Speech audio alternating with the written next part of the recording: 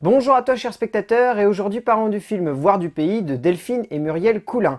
L'histoire c'est celle de Aurore et Marine, deux soldats de l'armée française qui faisaient partie d'un bataillon qui a fait une mission de 6 ans en Afghanistan et qui avant de rentrer au pays vont passer dans un sas de décompression dans un hôtel à Chypre pour débriefer leur mission et surtout éclaircir quelques points d'ombre avant de retourner en France.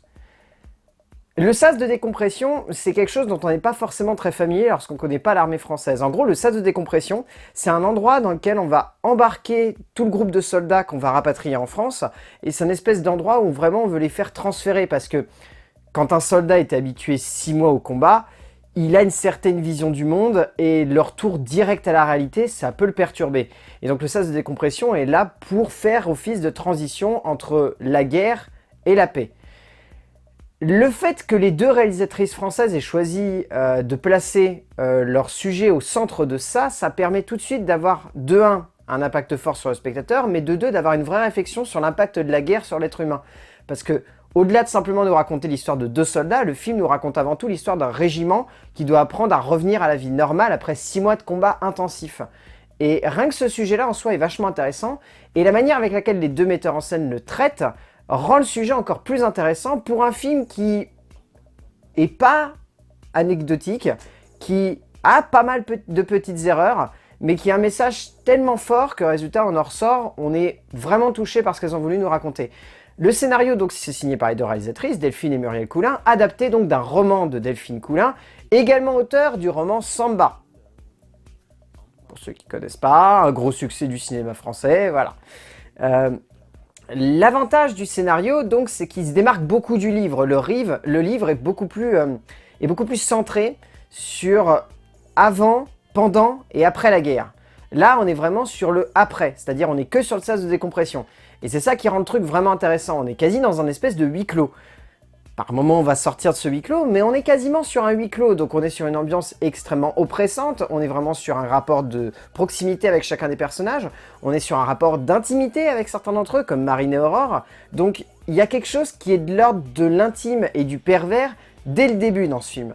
Ce qui rend le truc encore plus intime et pervers, c'est le fait de jouer sur d'où va venir la vraie peur qui doit naître chez le soldat. Est-ce que ça doit être de l'étranger qu'il va côtoyer? Est-ce que ça doit être de ses propres collègues? Est-ce que ça doit être du monde extérieur? Tout ça, c'est amené tout au long du film dans une espèce de montée en tension qui veut se jouer de nous. C'est-à-dire que tout le long du film, on va nous faire monter la tension en nous disant « Fais attention, le danger il peut surgir de n'importe où », comme si on était au front. Et c'est là en fait que le sujet devient vraiment intéressant et qu'il est maîtrisé. C'est qu'au-delà de simplement nous parler d'un groupe de soldats qui vont essayer de décompresser, ça nous raconte aussi l'histoire d'un groupe de soldats formatés qui vont devoir apprendre à revenir à une vie normale à laquelle ils n'ont pas forcément été tant habitués que ça. Il suffit de voir, à un moment, Aurore et Marine disent à un groupe de Chypriens qu'elles sont en train de chypriotes, qu'elles sont en train de côtoyer, qu'en fait elles ont grandi dans une ville où c'était soit tu vas au combat, soit tu restes au chômage. Et c'est là en fait que le vrai propos du film gagne en impact, gagne en force, et gagne surtout en sensibilité parce qu'on prend conscience à ce moment-là que ces soldats, elles ont été formatés par le gouvernement français, par l'armée française, par leur groupe d'amis, par leur famille, etc. C'est de l'ordre vraiment de l'endoctrinement personnel venant presque du cercle de l'intime. Donc c'est presque une obligation en fait de devoir devenir soldat. Et c'est là que le film gagne vraiment en impact et en force au niveau de son propos. Au niveau de la mise en scène, là, Muriel et Delphine Coulin, elles n'ont pas forcément une mise en scène qui veut jouer sur le viscéral ou le pervers, c'est une mise en scène qui est beaucoup sur le fantasmé, sur est-ce que ce qu'on voit, c'est la réalité ou c'est ce qu'on voudrait nous faire croire être la réalité. C'est-à-dire que tout ce cadre de l'hôtel est extrêmement fantasmagorique, tout est luxueux, tout est riche, il y a des colonnes grecques, on est presque dans un temple à la gloire de ces soldats, donc c'est vraiment dans le côté factice. Et puis il y a aussi forcément le fait que quand on les voit refaire les séquences sur le front, desquels visiblement découlait un énorme problème de cohésion dans le groupe, c'est vraiment factice, c'est-à-dire on veut reformater la réalité, on veut lui donner un nouvel aspect, un aspect plus propre, un aspect plus suave, un aspect plus grand public. Et le film joue beaucoup là-dessus, ce qui fait que résultat, tout au long du film, on a forcément ce renvoi de l'image de est-ce que c'est la réalité ou est-ce que c'est la réalité à laquelle on veut nous faire croire? Et tout ça, et j'arrête pas de jouer dessus tout au long du film. Pareil quand il s'agit de montrer d'où vient l'ennemi. Elles vont jouer avec des images, elles vont jouer avec des instants de cinéma qui vont nous faire croire que l'ennemi viendrait de là, mais en fait pas du tout. Et ça, c'est vachement intéressant. Il y a d'ailleurs toute une scène à la fin qui est extrêmement brutale et extrêmement perverse, mais qui joue justement sur ce côté. Est-ce que le mal vient forcément de l'endroit où on l'attendait? Au niveau du casting, les deux réalisatrices ont vraiment réussi à choisir deux très bonnes actrices. Soko et Ariane Labed, en tête, sont vraiment magnifiques.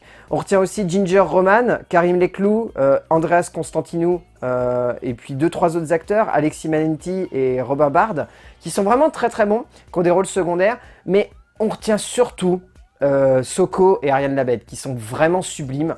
Elles emmènent tout le film, elles ont deux personnalités qui sont complètement opposées. Soko a un côté beaucoup plus brut, là où Ariane a un côté beaucoup plus doux.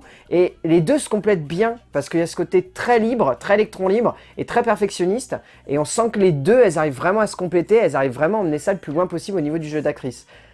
Donc voilà, au final, Voir du pays, c'est un film qui est simple, c'est un film qui réussit son taf, c'est un film qui a un message fort aujourd'hui, surtout avec le contexte actuel dans lequel on vit.